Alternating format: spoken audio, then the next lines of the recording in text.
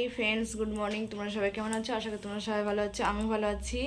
আর বাড়ি থেকে কিছু দেখাতে পারিনি, কাজকর্ম করে সেরে বাবুকে স্কুলে গিয়েছিলো, স্কুল থেকে নিয়ে আসা হয়েছে, নিয়ে ডাইরেক্ট চলে এসেছি এ বাড়িতে।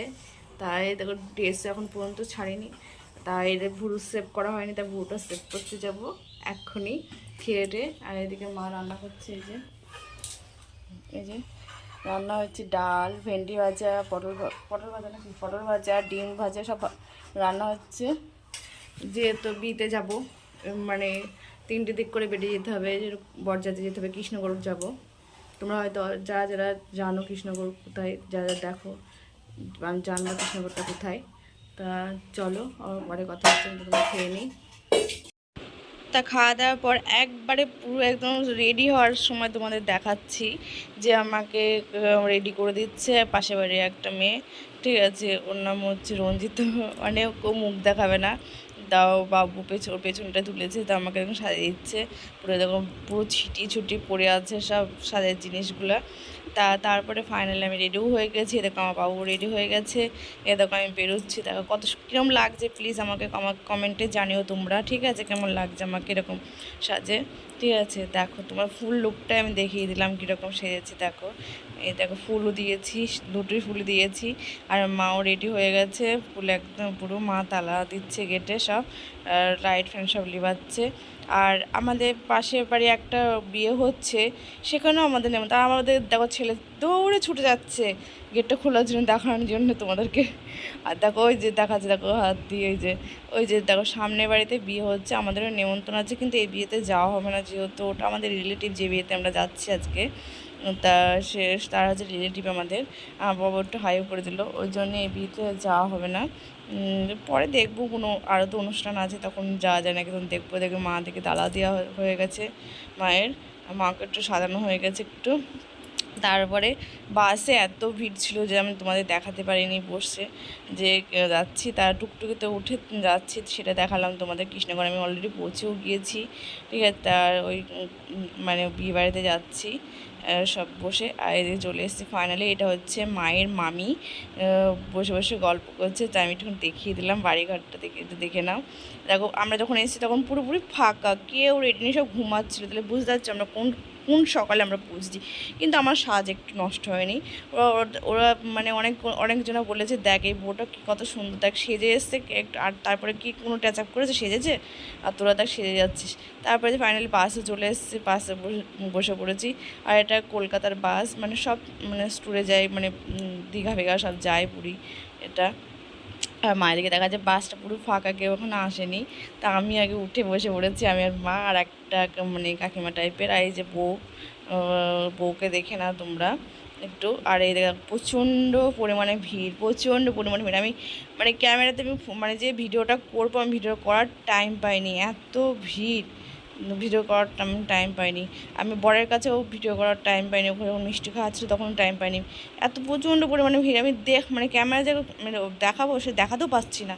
আর সাজিয়েছে খুব সুন্দর, মানে প্যান্ডেলটা খুব সুন্দরভাবে সাজিয়েছে। দেখো কি সুন্দর ডেকোরেশন, খুব সুন্দর করেছে ডেকোরেশনটা, মানে এত সুন্দর করেছে না তা বলার কথা নয়। এদিকে আমরা এদিকে বসে আছি, আমাদের প্রচণ্ড গরমও লাগছিল একদম। আর এই যে ওই যে বর বসে আছে, ওই যে কোনায় বসে আছে বর, আবার বরের এগুলো সব বন্ধু সব বসে আছে। তাই যে খাওয়ার টেবিল দেখো, এইটা হয় না তোমাদের বলতে আছে, দেখো খাওয়ার টেবিলে কীরকম ভিড়, দেখো যেরকম মেলা খেলা যেরকম ভিড় হয় সেরকম ভিড় হচ্ছে খাওয়ার টেবিলের কাছে। বুঝতে পারছো তাহলে কীরকম পরিমাণে লোক হয়েছে, নেমন্তন্ন করেছে। আর দেখো আর বরযাত্রী আছেই তার সঙ্গে, আমরা তো আছি। দেখো আমরা চান্সই মানে ঝাড়া 1.5 ঘন্টা পর্যন্ত আমাদের দাঁড়িয়ে থাকতে হয়েছে, তারপরে আমরা চান্স পেয়েছি খাওয়ার জন্যে টেবিলে। তারপর ফাইনালি দেখো বসেও গিয়েছি 1.5 ঘন্টা পর। আমরা পায়ে পুরো ব্যথা বিষ হয়ে গেছিলো একদম 1.5 ঘন্টা দাঁড়িয়ে থেকে। আমার ছেলে তো বললো খাবো না, চলো বাসে উঠে ঘুমাই একটু। তাই বলছিলাম যে না দাঁড়া বাবু, ঠিক হবে। ওকে ভুলি ভালি ডেকে দিয়ে তারপরে ফাইনালি জায়গা পেয়েছি। আর দেখো মেনু কার্ডটা দেখিয়ে দিলাম। আর এত ভিড় তোমরা বুঝতে পারছো, আমি কিছু দেখাতে পারবো না খাবার, যেহেতু দেখলে তোমরা কতটা ভিড়, ওই জন্য মেনু কার্ডটা তোমাদের দেখিয়ে দিলাম। আর বড় করে ভালো করে লেখা আছে মেনু কার্ডে কী কী দেওয়া হচ্ছে। তা তোমাদের দেখানো হয়নি আর অন্য কিছু, কেন রাত 1:30টার সময় বাড়ি ঢুকেছি, ওই জন্য দেখানো হয়নি। তাই দেখো ফাইনালি বাড়িও চলে যাচ্ছি। সকালবেলা ঘুমের ঘোর দেখো কীভাবে আমার ছেলের মায়ের সবারই ঘুমের ঘোর ভোরবেলা বাড়ি যাচ্ছি। ফাইনালি দেখো মানে এত মানে দেরি হয়েছে, সারা তো ঘুমায়নি, বললামই এত ঘুমের জের ছিল।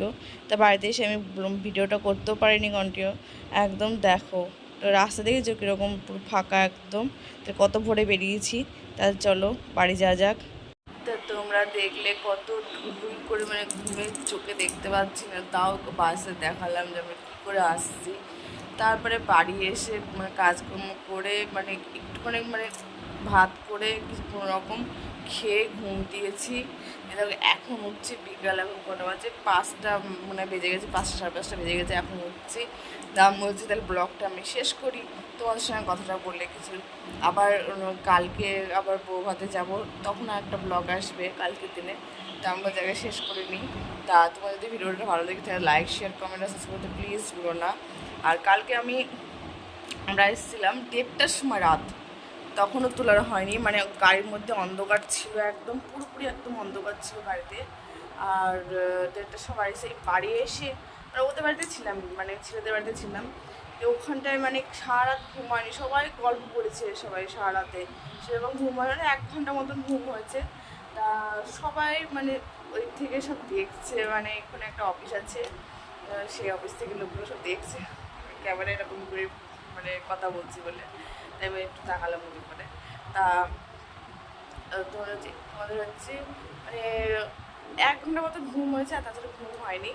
তা ভোরবেলা উঠতে হয়েছে, ভোরবেলা উঠে মানে চলে আসতে হয়েছে বাড়ি।